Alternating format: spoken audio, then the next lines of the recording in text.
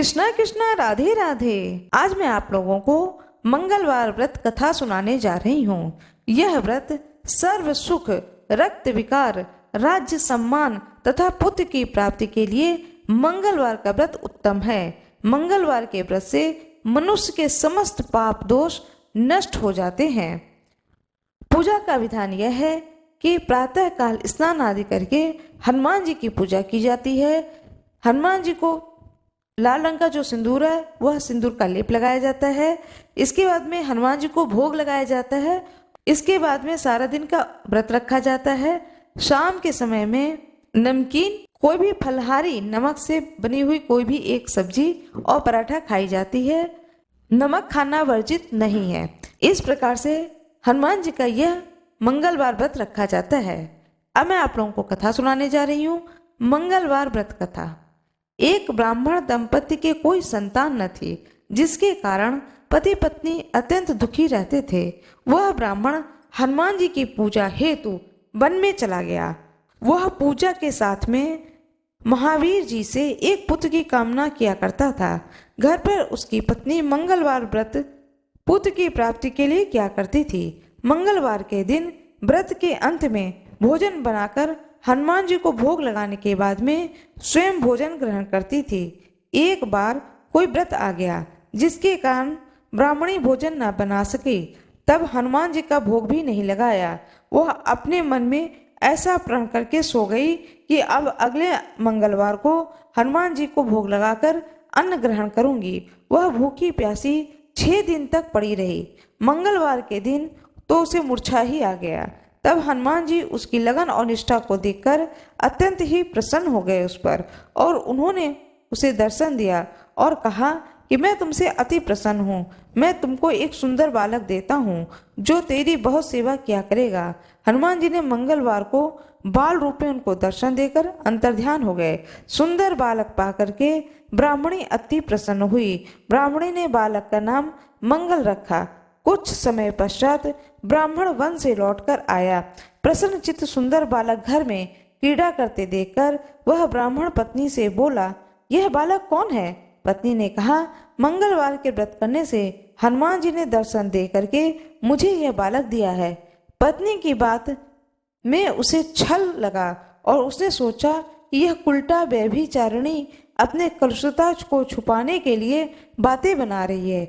एक दिन उसका पति कुएं पर पानी भरने चला गया तो पत्नी ने कहा कि मंगल को भी साथ ले जाओ। वह मंगल को साथ लेकर के चला और उसको कुएं में डालकर वापस पानी भरकर घर आया। तो पत्नी ने पूछा कि मंगल कहाँ है? तभी मंगल मुस्कुराता हुआ घर आ गया। उसको देख करके ब्राह्मण आश्चर्यचकित हुआ। रात्रि में उसे हनुमान जी ने दर्शन दिया और स्वप्न में कहा कि यह बालक मैंने दिया है। तुम पत्नी को उल्टा क्यों कहते हो? पति सत्य जानकर हर्षित हुआ। फिर पति पत्नी मंगलवार का व्रत रखने लगे और अपना जीवन आनंद पूर्वक व्यतीत करने लगे। जो मनुष्य मंगलवार का व्रत करता है, कथा को पढ़ता है या सुनता है या सुनाता है, नियम से व्रत रखता है, उसको हनुमान जी की कृपा से सब कष्ट उसके दूर हो जाते हैं और सर्व सुख की प्राप्ति होती है। अब मैं आप लोगों को दूसरी कथा सुनाने जा रही हूँ मंगलवार की। हनुमान जी की जय हो, महावीर बाबा की जय हो, प्रभु राम की जय हो। मंगलवार तथा मंगलिया की कथा। यह एक पौराणिक कथा है जिसे मैं सुनाने जा रही हूँ। एक बुढ़िया थी। वह मंगल देवता को अपना इष्ट देवता मानकर सदैव मंगलवार का व्रत रखती थी और मंगल देव का पूजन किया करती थी। उसका एक पुत्र था जो कि मंगलवार को उत्पन्न हुआ था। इस कारण उसको मंगोलिया के नाम से बोला करती थी। मंगल देव के दिन न तो घर को लिपती न ही पृथ्वी पर खोदा करती थी। एक दिन मंगल देवता उसकी श्रद्धा की परीक्षा लेने के लिए उसके घर में साधु का रूप बनाकर आए और द्वार पर आवाज दी। बुढ़िया ने कहा, हाँ महाराज, क्या आज्ञा है? साधु कहने लगे कि बहुत भूख लगी है, भोजन बनाना है। इसके लिए तू थोड़ी सी पृथ्वी लीप दे तो तेरा पुण्य होगा। यह सुनकर बुढ़िया ने कहा कि महाराज, आज मंगलवार की व्रती हूँ, इसलिए मैं चौका नहीं लगा सकती, तो जल का छिड़काव कर दूं, उस पर भोजन बना ले। साधु ने कहा कि मैं गोबर से ही लिपे चौके पर खाना बनाता हूँ। बुढ़िया ने कहा, पृथ्वी लीपने के सिवाय और कोई सेवा हो तो आप बताएं, मैं सब कुछ करने के लिए उद्यत हूँ। तब साधु ने कहा कि सोच समझकर उत्तर दो, जो कुछ भी कह दूं सब तुमको करना होगा। बुढ़िया कहने लगी, महाराज, पृथ्वी लीपने के अलावा आप जो भी आज्ञा करेंगे मैं उसका पालन अवश्य ही करूंगी। बुढ़िया ने ऐसे 3 बार वचन दे दिया। तब साधु ने कहा कि तू अपने लड़के को बुलाकर आधा लिटा दे, मैं उसकी पीठ पर भोजन बनाऊंगा। साधु की बात सुनकर बुढ़िया चुप हो गई। तब साधु ने कहा, बुला ले लड़के को, अब सोच विचार क्या करती है। बुढ़िया मंगोलिया मंगोलिया कहकर पुकारने लगी। थोड़ी देर बाद लड़का आ गया। बुढ़िया ने कहा, जा बेटे, तुझको बाबा जी बुलाते हैं। लड़के ने बाबा जी से जाकर पूछा, क्या आज्ञा है महाराज। बाबा जी ने कहा, आओ अपनी माता जी को बुला लाओ। तब माता जी आ गईं और साधु ने कहा कि तू ही इसको लिटा दे। बुढ़िया ने मंगल देवता का स्मरण करते हुए लड़के को औंधा लिटा दिया और उसकी पीठ पर अंगीठी रख दी और कहने लगी कि महाराज, अब जो कुछ करना है आपको वह कर लीजिए, मैं जाकर अपना काम करती हूँ। साधु ने लड़के की पीठ पर रखी हुई अंगीठी में आग जलाई और उस पर भोजन बनाया। जब भोजन बन चुका तो साधु ने बुढ़िया से कहा कि अब अपने लड़के को बुलाओ कि वह आकर भोग लगाए। बुढ़िया कहने लगी, यह कैसे आश्चर्य की बात कर रहे हैं आप। उसकी पीठ पर आपने आग जलाई, उसी को प्रसाद के लिए बुलाते हैं। क्या यह संभव है कि अभी भी आप उसको जीवित समझते हैं। आप कृपा करके उसका स्मरण भी मुझको न कराइए और भोग लगा करके यहाँ से जाइए। साधु के अत्यंत आग्रह करने पर बुढ़िया ने जे हुई मंगलिया कहकर आवाज लगाई, त्यों ही एक ओर से दौड़ता हुआ वह आ गया। साधु ने लड़के को प्रसाद दिया और कहा कि माँ, तेरा व्रत सफल हुआ। तेरे हृदय में दया और इष्ट देव में अटल श्रद्धा है, इसके कारण तुमको जीवन में कभी भी कोई कष्ट नहीं होगा। भगवान हनुमान जी की जय हो, प्रभु राम की जय हो, सभी देवी देवताओं की जय हो, ऋषि मुनियों की जय हो, दृश्य ऋषियों की जय हो, अदृश्य ऋषियों की भी जय हो। कृष्ण पक्ष के चतुर्दशी शिवरात्रि पूजा के अगले दिन ही अमावस्या का पर्व मनाया जाता है। यह पर्व आज है। अमावस्या के दिन नदी में स्नान करना चाहिए और दान का बड़ा महत्व है।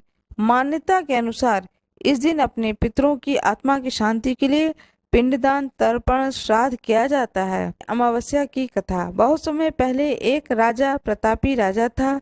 उसको एक बेटा और बहू थी। एक दिन बहू ने चोरी से मिठाई खा ली और नाम चूहे का लगा दिया, जिसकी वजह से चूहे को बहुत गुस्सा आ गया। उसने मन ही मन निश्चय किया कि जो भी चोर है उसको मैं राजा के सामने जरूर लाऊंगा। एक दिन राजा के यहाँ कुछ मेहमान आए हुए थे। सभी मेहमान राजा के कमरे में सोए हुए थे। बदले की आग में चूहा जल रहा था। उसने रानी की जो बहू थी उसके कपड़े ले जा करके उस कमरे में रख दिया जहाँ पर मेहमान रुके हुए थे। जब सुबह हुई तो मेहमानों की आंखें खुली और उन्होंने देखा कि अरे, बहू के कपड़े यहाँ पर रखे हुए हैं। इस चीज को देखकर सभी लोग हैरान रह गए। जब राजा को इस बात का पता चला तो उन्होंने अपनी बहू को महल से निकाल दिया।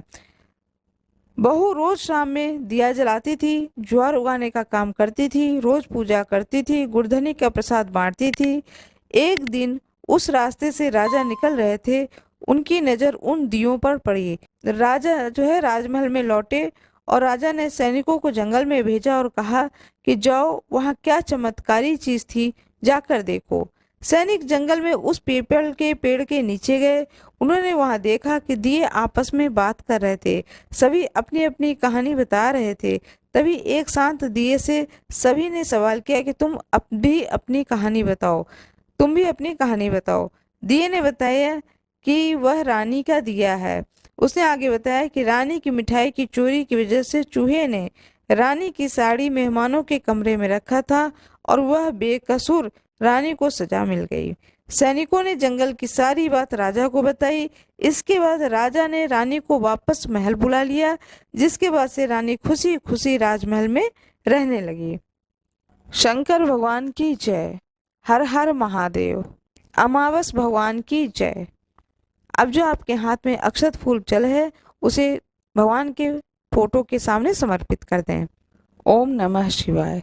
श्री शिवाय नमस्तुभ्यम। भगवान शंकर की कृपा आप पर और आपके परिवार पर सदा बना रहे। ओम गण गणपति नमः। आज मैं आपको सुनाने जा रही हूँ सोमवती अमावस्या व्रत कथा। सोमवती अमावस्या व्रत कथा के अनुसार सोमवती अमावस के दिन यह कथा अवश्य सुननी चाहिए। आप लोग जो भी यह कथा सुन रहे हो, अपने दाहिने हाथ में फूल, अक्षत और थोड़ा सा जल अवश्य ले लें। सोमवती अमावस्या व्रत कथा के अनुसार एक गरीब ब्राह्मण परिवार था। उस परिवार में पति, पत्नी एवं उसकी एक पुत्री भी थी। उसकी पुत्री समय के गुजरने के साथ साथ धीरे धीरे बड़ी होने लगी। उस पुत्री में बढ़ती उम्र के साथ सभी स्त्रियोचित सगुणों का विकास हो रहा था। वह कन्या सुंदर, संस्कारवान एवं गुणवान थी, परंतु गरीब होने के कारण उसका विवाह नहीं हो पा रहा था। एक दिन उस ब्राह्मण के घर एक साधु महाराज पधारे। साधु उस कन्या के सेवा भाव से अत्यधिक प्रसन्न हुए। कन्या को लंबी आयु का आशीर्वाद देते हुए साधु ने कहा कि इस कन्या के हाथ में विवाह का योग्य रेखा नहीं है। तब ब्राह्मण दंपति ने साधु से इसका उपाय पूछा। कन्या ऐसा क्या करे कि उसके हाथ में विवाह का योग बन जाए? साधु महाराज ने कुछ देर विचार करने के पश्चात अपनी अंतर्दृष्टि में ध्यान करके बताया कि कुछ ही दूरी पर एक गांव में सोना नाम की एक धोबिन महिला अपने बेटे और बहू के साथ रहती है, जो बहुत ही आचार विचार एवं संस्कार संपन्न तथा पति परायण है।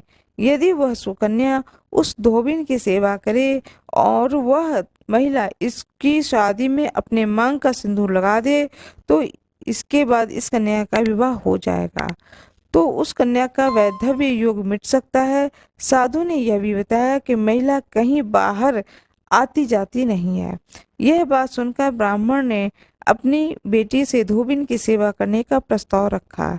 अगले दिन से ही कन्या प्रातः काल से ही उठकर सोना धोबिन के घर जाकर साफ सफाई व अन्य कार्य करके अपने घर वापस आने लगी।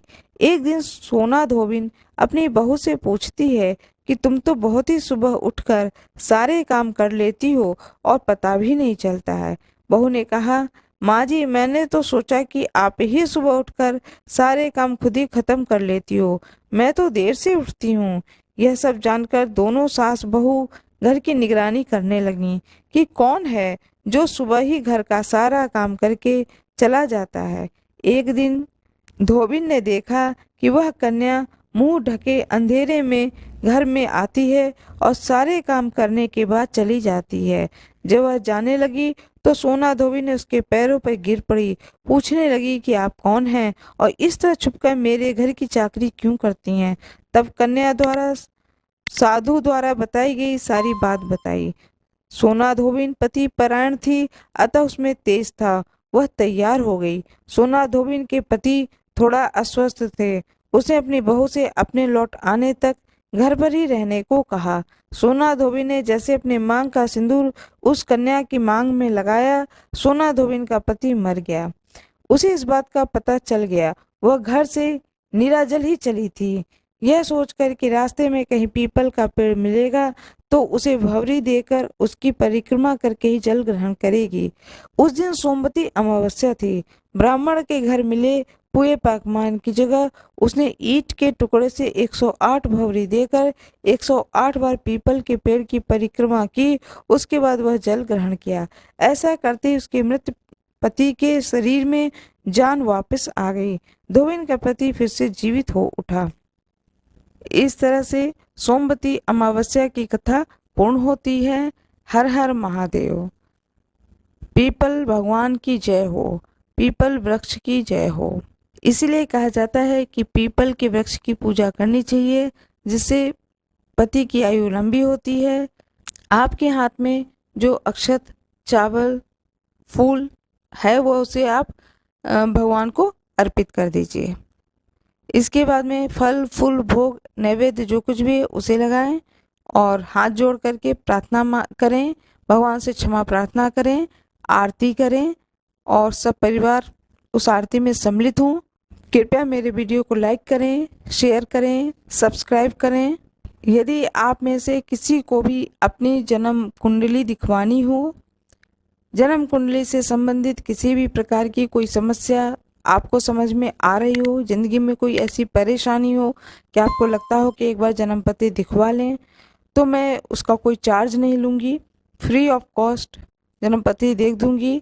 कृपया आप अपनी समस्याओं को और जन्म पत्री को या तो कमेंट बॉक्स में डाल दें या व्हाट्सएप नंबर दिया रहता है उस पर भेज दें। जन्म कुंडली के लिए आप अपना डेट, टाइम और डे, ये 3 चीज़ डाल दें। अपनी समस्याओं को बताएं। जब आप समस्याओं को बताएंगे तो मैं जन्म पत्री को देख करके, जन्म कुंडली को विचार करके उसके अनुसार आपकी जो भी समस्या है उस समस्या का समाधान भी बताऊंगी। अपने हाथ में फूल ले लें, थोड़ा सा चावल ले लें और इस कथा का रसपान करें। जो कोई भी इस कथा को सुनेगा, कहते हैं कि भगवान शंकर उसकी सभी मनोकामनाओं की पूर्ति करते हैं। भगवान शंकर की जय हो। भौम प्रदोष व्रत कथा। प्राचीन काल में एक विधवा ब्राह्मणी रहती थी। वह भिक्षा मांगकर अपना तथा अपने पुत्र का जीवन निर्वाह करती थी। हुआ यह था कि एक ब्राह्मण थे जिनकी एक पत्नी थी और एक पुत्र था। किसी कालवश ब्राह्मण की मृत्यु हो जाती है। जब ब्राह्मण की मृत्यु हो जाती है तो ब्राह्मण जो कुछ भी संचय करके अपने घर में धन, अन्न, वस्त्र रखे होते हैं, वह ब्राह्मणी उससे कुछ दिनों तक अपना निर्वाह करती है, अपने जीवन का निर्वाह करती है, अपने उदर की पूर्ति करती है। लेकिन वह संचय हुआ किया हुआ धन कब तक चलता?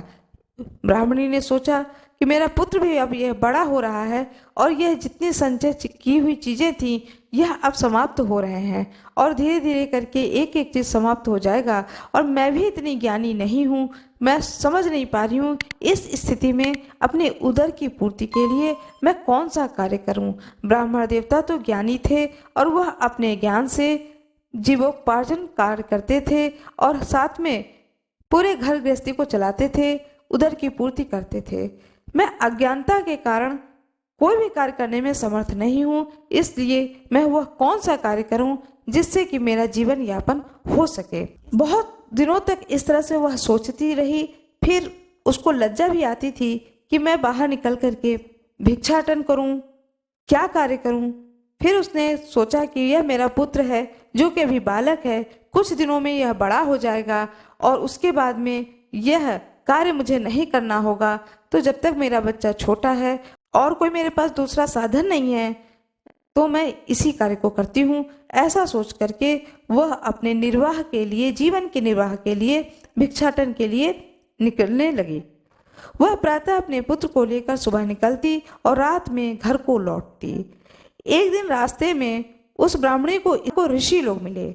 ऋषियों की आज्ञा से उस ब्राह्मणी ने शिव जी के प्रदोष का व्रत करना आरंभ कर दिया। एक दिन जब वह भिक्षाटन करके लौट रही थी तो रास्ते में उसे विदर्भ देश का राजकुमार मिला जो अपने पिता की मृत्यु के कारण इधर उधर मारा फिर रहा था।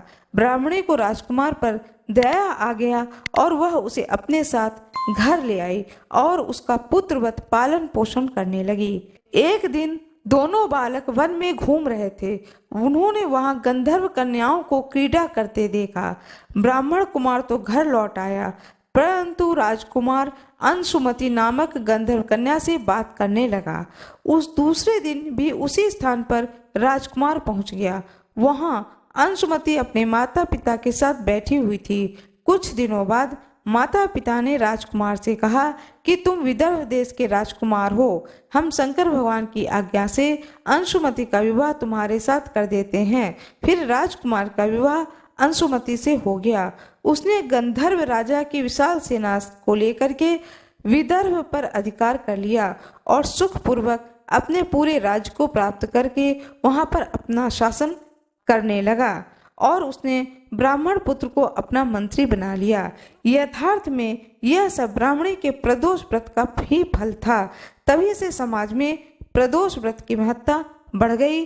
भगवान शिव की कृपा से जिस तरह से उस ब्राह्मणी और उसके पुत्र के दिन फिरे, उन्हें उनके अच्छे दिन आए, बुरे दिन की समाप्ति हुई और उनके अच्छे दिन आए। इसी प्रकार से जो कोई भी भगवान शंकर का भक्त है उसके बुरे दिन समाप्त हों। ओम नमः शिवाय। भगवान गणेश की जय हो। भोले बाबा की जय हो, माता पार्वती की जय हो, हर हर महादेव। जो प्रदोष व्रत मंगलवार के दिन पड़ता है वह प्रदोष भौम प्रदोष व्रत या मंगल प्रदोष व्रत कहा जाता है। जिस किसी भी कुंडली में मंगल दोष होता है वह यदि भूम प्रदोष व्रत करते हैं तो कहा जाता है कि उनका मंगल दोष की समाप्ति होती है। भौम प्रदोष का कथा इस प्रकार से है। एक समय की बात है, एक नगर में एक वृद्धा रहती थी। उसका एक ही पुत्र था।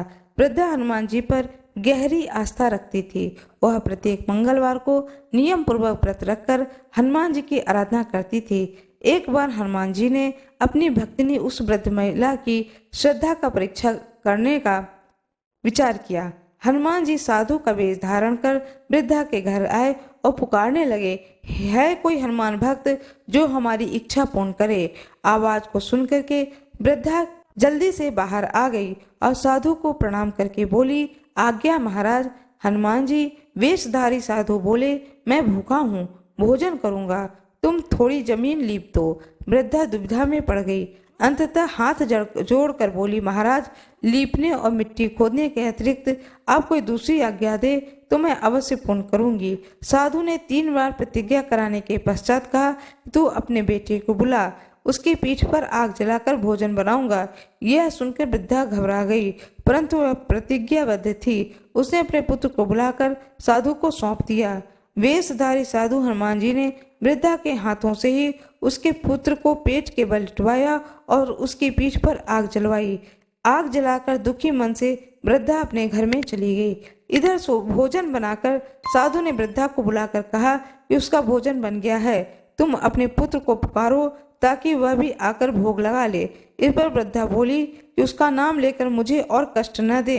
लेकिन जब साधु महाराज नहीं माने तो वृद्धा ने अपने पुत्र को आवाज लगाई। वह अपनी माँ के पास आ गया। अपने पुत्र को जीवित देखकर वृद्धा को बहुत आश्चर्य हुआ। वह साधु के चरणों में गिर पड़ी। तब हनुमान जी ने अपने वास्तविक रूप में प्रकट हुए और वृद्धा को भक्ति का आशीर्वाद दिया। बजरंगबली की जय हो, हर हर महादेव।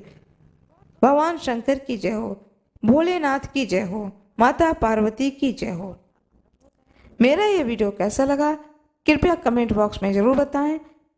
वीडियो को लाइक करना ना भूलें, चैनल को सब्सक्राइब करें, बेल आइकन दबाना ना भूलें। जो कोई भी मेरे इस वीडियो पर नए हों कृपया वीडियो को लाइक ज़रूर कर दें। धन्यवाद।